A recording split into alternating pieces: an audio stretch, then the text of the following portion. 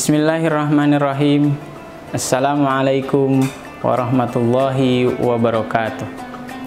Alhamdulillahirabbil alamin, wassalatu wassalamu ala asyrafil anbiya wal mursalin wa ala alihi wa sahbihi ajmain, amma ba'du. Rabbi shrahli sadri wa yassirli amri wahlul 'uqdatam min lisani yafqahu qawli. Apa kabar sahabat Al-Sukro semuanya? Semoga dalam keadaan sehat walafiat dan dimudahkan ibadah puasanya untuk hari ini. Sahabat sekalian, bulan puasa merupakan bulan penuh ampunan, sebagaimana sabda Nabi dalam sebuah hadis yang diriwayatkan oleh Imam Bukhari. Bismillahirrahmanirrahim. Man shoma ramadhana imanan wahtisaban ghufira lahu ma taqaddama min dhanbi. Barang siapa yang berpuasa karena iman dan mengharapkan pahala, maka Allah akan mengampuni dosa-dosa yang telah lalu. Sahabat sekalian, selain bulan maghfirah, sisi lain dari bulan Ramadan adalah bulan yang penuh peristiwa bersejarah, peristiwa penting untuk umat Islam. Sejarah mencatat diantaranya peristiwa nuzulul Quran, peristiwa diturunkannya Al-Quran terjadi pada bulan Ramadan. Pada usia Nabi yang ke-40 tahun, Nabi banyak beribadah dengan menyepi atau berkhalwat di Gua Hiro. Di tengah-tengah peribadatannya tersebut, Nabi didatangi oleh satu sosok yang belum dikenal sebelumnya, yang tidak lain adalah Malaikat Jibril alaihissalam. Malaikat Jibril kemudian memerintahkan Nabi untuk membaca Iqra, Iqra, Iqra. Kemudian Nabi menjawab, Ma ana biqori, saya tidak bisa membaca. Kemudian Malaikat Jibril alaihissalam mengajarkan atau membacakan surat atau wahyu pertama, wahyu yang pertama diturunkan, yaitu surat Al-Alaq ayat 1 sampai ayat 5. Bismillahirrahmanirrahim. Iqra bismi rabbikal ladzi khalaq, khalaqal insana min 'alaq. Iqra wa rabbukal akram alladzi 'allama bil qalam, 'allamal insana ma lam ya'lam.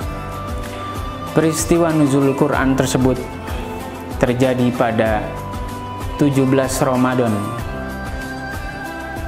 13 tahun sebelum Hijriah. Pakar astronomi Syekh Mahmud Basa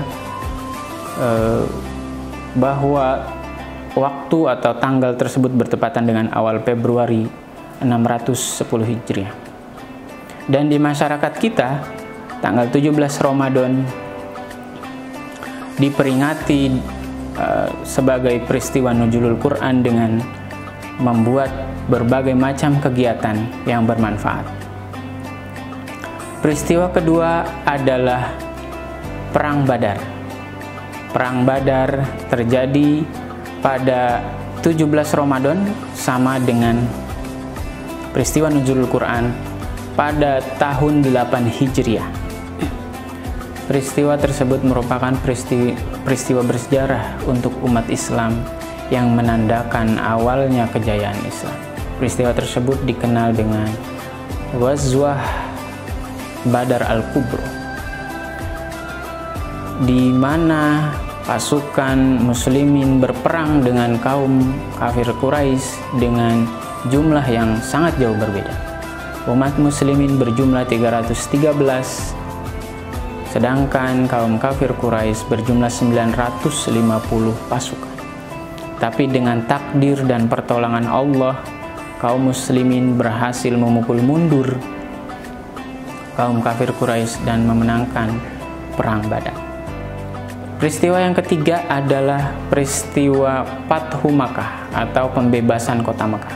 Peristiwa tersebut juga terjadi pada bulan puasa, yaitu 20 Ramadan 8 Hijriah. Peristiwa tersebut dipicu oleh kaum kafir Quraisy yang menyalahi perjanjian Hudaybiyah, di mana kaum kafir Quraisy dengan kabilah-kabilah memerangi kaum yang telah berdamai dengan Nabi, sehingga Nabi mengirimkan 10.000 pasukan yang dipimpin oleh Khalid bin Walid untuk memerangi kaum kafir Quraisy yang telah menyalahi perjanjian tersebut. Allah kemudian menakdirkan memukul mundur pasukan kafir Quraisy dengan ditandai menghancurkan 360 berhala di sekitar Ka'bah. Demikian peristiwa-peristiwa bersejarah di negara-negara Islam yang terjadi pada bulan puasa. Di negara kita ada satu peristiwa atau sejarah yang sangat penting yang awal berdirinya negara ini juga terjadi pada bulan puasa, yaitu peristiwa proklamasi kemerdekaan negara Republik Indonesia yang dalam buku Api Sejarah 2 tercatat terjadi pada 9 Ramadan 1364 Hijriah yang bertepatan dengan tanggal 17 Agustus 1945. Diceritakan dalam buku tersebut peristiwa proklamasi, persiapan proklamasi dilaksanakan di rumah Laksamana Maida. Laksamana Maida memberikan jaminan keamanan untuk proses mempersiapkan proklamasi. Teks proklamasi diketik oleh Sayuti Malik dan diberikan sumbangan pemikiran oleh Muhammad Hatta dan Ahmad Subarjo. Ahmad Subarjo memberikan teks awal dalam teks proklamasi, sedangkan Muhammad Hatta memberikan kalimat terakhir dalam teks proklamasi, yang teks proklamasi tersebut selesai pada 9 Ramadan pada pukul 4, yang kemudian pada pagi harinya, pada siang harinya bisa dibacakan teks proklamasi itu di hadapan masyarakat Indonesia yang sudah menunggu-nunggu.